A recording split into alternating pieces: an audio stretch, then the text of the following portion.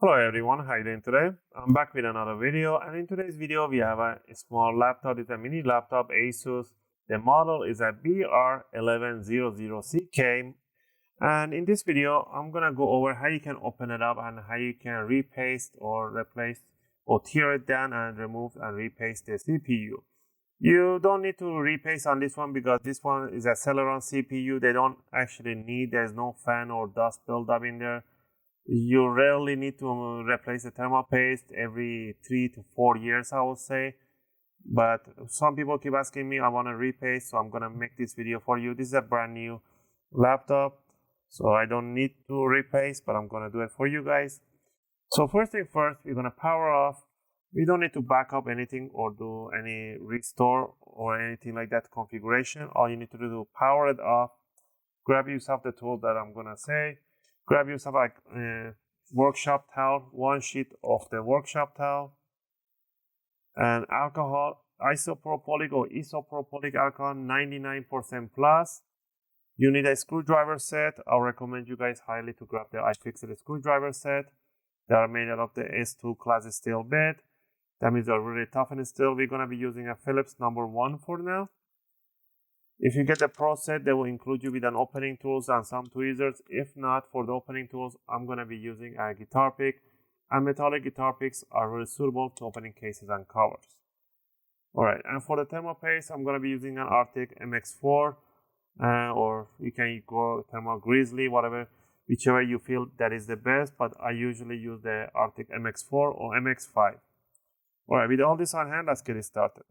First thing first, on the bottom of the laptop, you can see a whole bunch of screws. None of the screws are, you can't remove them 100%. There's a little C-lock on the other side of the screw that prevents the screw to coming out entirely.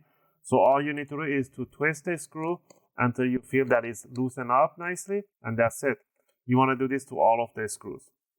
Also, if you guys like my videos, if you find my videos helpful and helping you guys out, you can support the channel by clicking that like and subscribe. I'll greatly appreciate it. It helps and motivates me to make more videos, take requests, and answer your questions in the comment area. I appreciate that. Alright, now that we loosen up all the screws, what you need to do is to open up the laptop a little bit, and you want to stick the guitar pick between the palm rest and the bottom cover, just like that. You guys can see it. Now all you need to do is twist it, and you want to hit that big click sound. Those are the clips that are getting loose. You want to do this all around. I'm thinking about 1 or 2 millimeters inside, or 3 millimeters, not too much. And I'm just rotating and flipping it, and you're going to hit those clicks. That's what you want to do in the corners. I usually do the front and the side towards the back corner, and that should be enough. Once you did that, I just grab it from the side, bring it up, wiggle it around, and it will loosen up. Now you don't want to yank it up. You just want to flip it like this, bring it right over here. You can put another workshop towel here so you don't scratch the bottom. We can disconnect this flex cable, but you don't need to. You just have to flip up this flip lock and just pull it out, or just leave it in there. I'm just gonna leave it in there for now. All right. First, we're gonna disconnect the battery by removing, unplugging this cable. So I'm gonna pull it backward, straight back. So there's the one. So that's the battery connector. Once you disconnect this one, you're gonna grab a tweezers or whatever you can. We're gonna detach this in Kapton tape from here. We're gonna remove the screw right here, a screw right there, and a screw right over here on the heat plate. Alright, once you remove these screws, you can grab the heat shield and bring it up.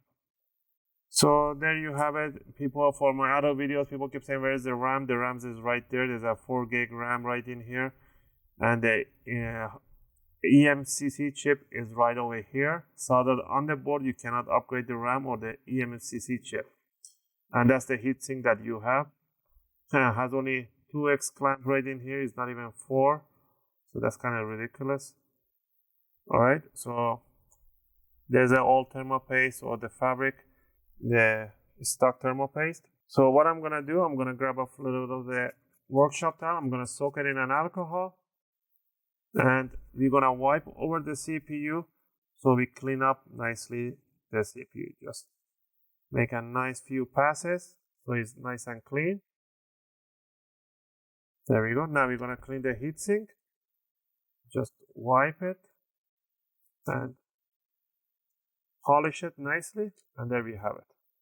Use the dry part to do second pass. Make sure there's no dust or anything on top. This is the CPU die, and this is the PCH or Southbridge chip. So pretty much they come 2 in 1, so they don't want to make 2 chips, so they make it on 1. So put a 1 drop thermal paste on the CPU and 1 tiny line on the secondary die. There you go. The rest is going to spread around, so don't worry, it's not conductive. Once you have that one in there, all you need to do is to bring it down straight over. Make sure the screw holes match. Set it down and put the screws. Make sure you follow the screws. 1, 2, 3. But I usually do 1, 3, and then I'll put the second one. But this way the thermal paste will spread evenly over the CPU. So yeah. I don't know who came with this idea to put this one first. So it's this one, and then this one. Once you have that one in there, all you need to do is grab the battery connector, bring it evenly straight toward the jack, and connect it right in there. Grab the palm rest, bring it over, and push it on top, and push the corner, push the back. And now what you're going to do, you want to grab it, and you want to pinch it, and you want to hear those click sounds. That's what you want to hear. You want to hear those click sounds in the front, on the side, in the corner.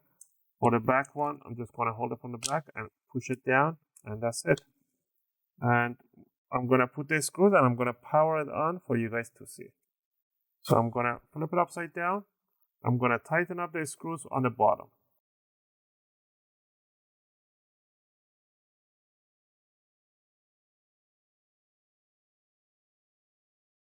So now let's go ahead and turn it on. The screen on this one is a 180. So power, and we should get some power on the screen.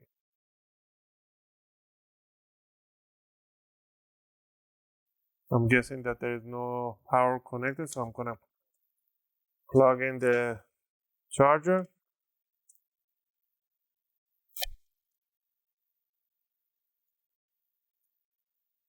And there we go. Because we disconnected the battery, it took a little time for the BIOS to find itself and connect it, but there we have it. Again, if you guys have any questions or requests, feel free to leave them in a video comment. I'll try to answer them as soon as I can. As always, thanks for watching, and I hope to see you guys in my next video. And that's it for today's video. I'm just gonna shut it down as soon as it gets to the desktop.